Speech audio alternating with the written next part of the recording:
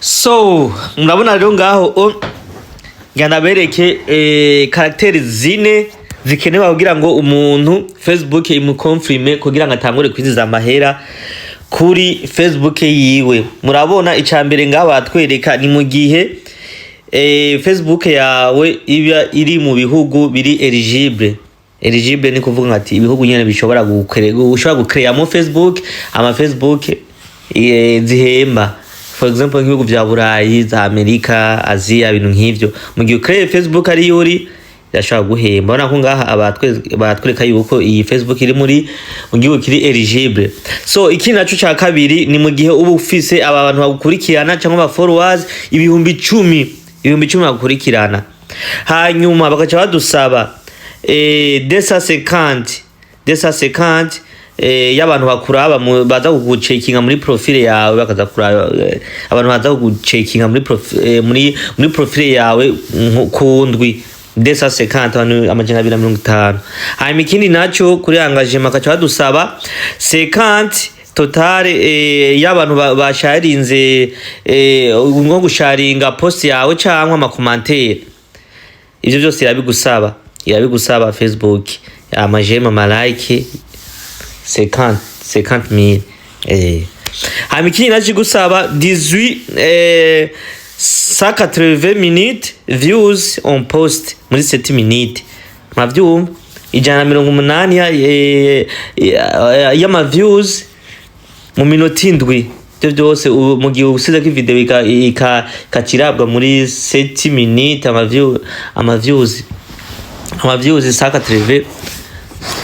Ona ho ngaho bukuje karaktere yuko ushobora ku Facebook yuko bayishira muri monetization. Numva ari nama karaktere ane yonyene gusa asabwa ya 10k y'abantu bakurikirana, 250 y'abantu baza kuraba muri profile yawe baza kugucekinga, 50k y'abantu commentaire reaction y'abantu nyene basharinga, abantu baraba ama post yawe, ama j'aime, ama like, ama commentaire, ibintu nk'ivyo, na 18 views 180 views muri 7 minutes. So umva rero nuko rero niko bimeze, making ashobora ko ivyo byose wabikwijije. Hanyuma tuzobona mu minsi iri imbere Facebook ikwandikira ati congratulations wabaye monetization, wabaye monetize.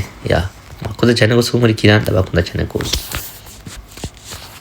Hello Loite, kuko nabemereye yuko nzobereka uburyo ushobora kugira account yawe monetization mu gihe uri mu gihugu gikunda yuko uhembwa na rezo social.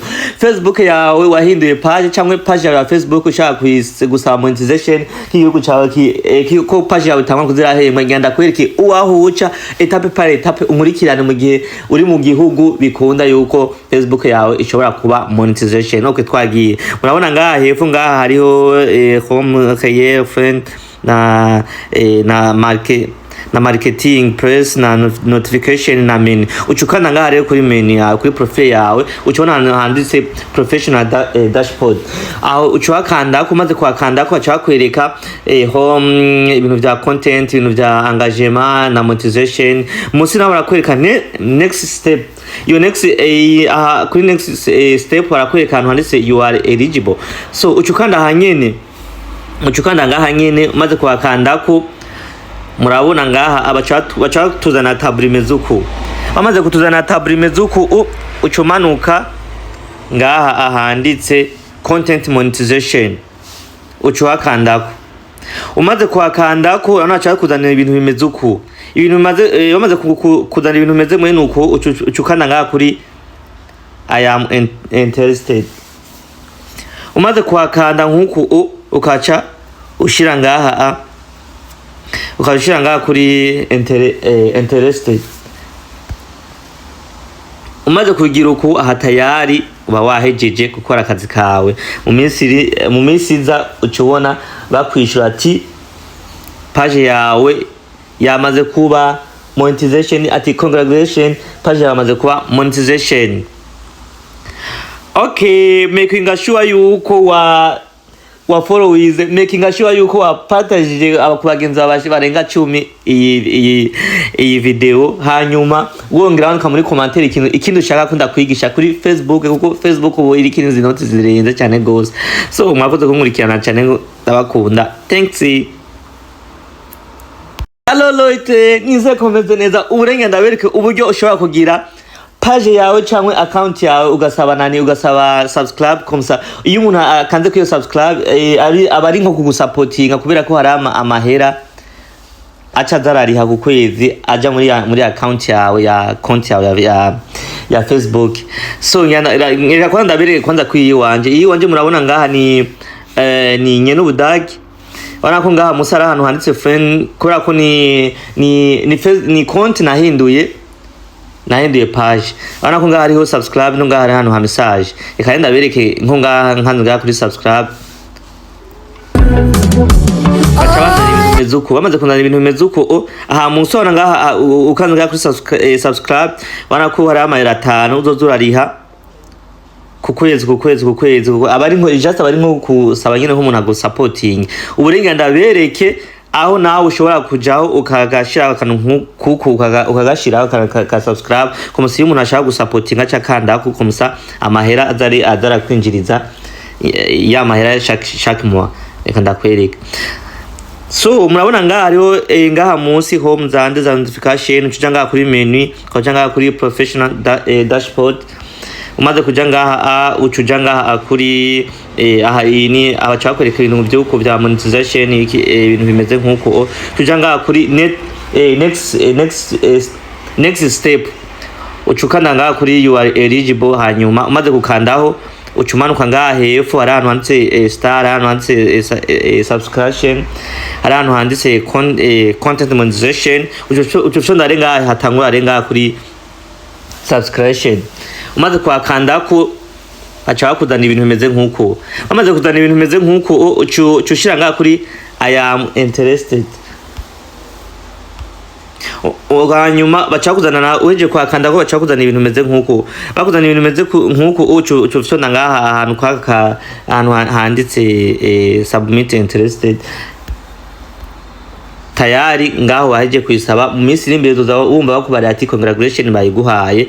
Hanyuma nawe ucu programa amahera ushaka yuko umuntu azoshaka gusupportinga amahera azarashirako. Je nasize ko hajya 5 euro gusa, hariho kuduga, hariho nka 10 euro, hariho 20 euro, biravanye n'amahera nyine ushaka yuko umuntu ashaka gusupportinga aje ngako kugira subscribe azozara kuri azozariha ku kwezi.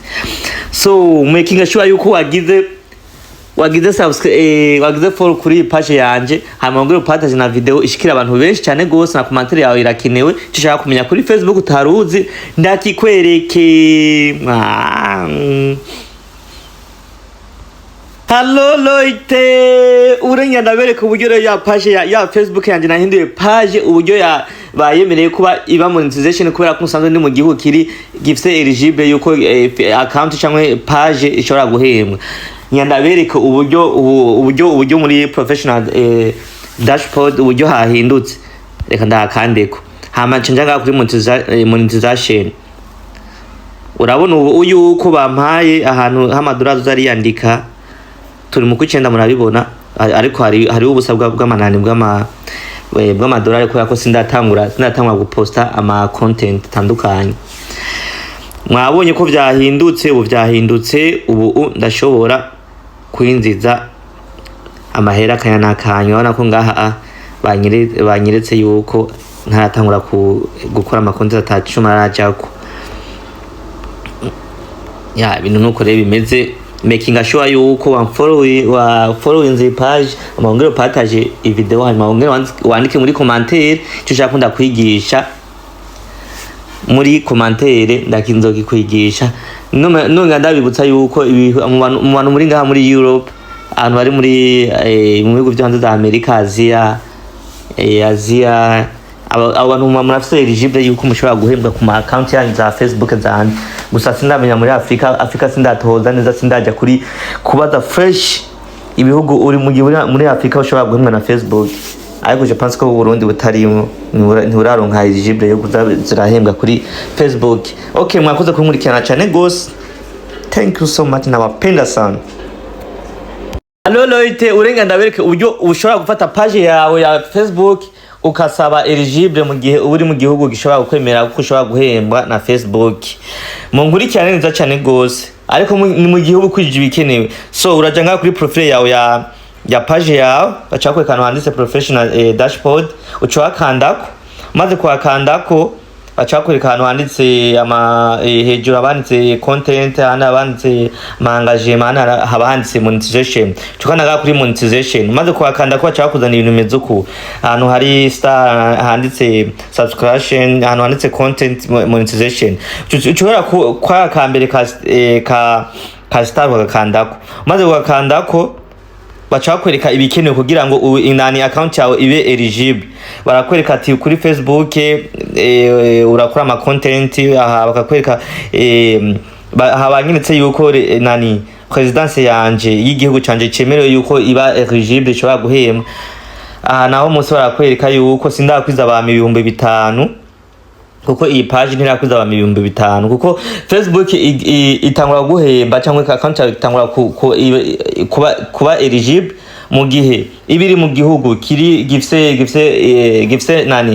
eligible, ukaba ufite n'abantu bagukurikirana 5,000 sorry si 5,500 abantu bagukurikirana kuri page yawe 500 ubwo nyine basabwa. Hanyuma musi naho urabona yuko abakenewe yuko profile yawe ibiri ko nyine abantu nyine 500 yuko abantu 500 bagukurikirana muri 30 day mu minsi 30 baba kwishuye ikiringo cy'ukwezi. So twagiye ucushonda ngaha kuri I am interested ukacukanda maze ukanda ukacushira ngaha kuri nani. Aha rero nabisavye mugenzo wo kwiza abo bami 500 bazoca bambara ati congratulations wamaze kwinjira muri monetization. Hama ikindi nawe ahandi hantu nawe utazokwibagira ko cuja ngaha kuri content monetization ukacukandaho maze ukandaho cuja ngaha kuri interested nawe ukakandaho nawe ukacuja ngaha ukaca ushira no ngaha nyine ngaha handitse hari akajambo ka blue ukacukandaho ngaha nyine naho naheje kuyisaba. Hanyuma no ngaha nyine kuri subscription naho washobora nyine kwa kandaho kwaja ngaha nyine na bari nyine kwacukandaho mu gihe wakwije ibyankenerwa byose ushobora kwishura ati congratulations ati byamaze kuba wamaze kuba monetization. Okay, nonga ndabashimira ku bantu muko murankurikirana nukuri, merci beaucoup. Hanyuma wongere making sure yuko wa following the page, hanyuma making sure yuko wagize commentaire yawe wandikamo ico ushaka ndakwereke kuri Facebook utaruzi. Hanyuma wongera uraba ututunani barumika mutudu publicité two ukatumara ntuducire hagati kuko nitwo tunyinzizi note. Merci beaucoup sana, ndabakunda cyane gose abantu mukurikana ibikorwa byanje. Merci.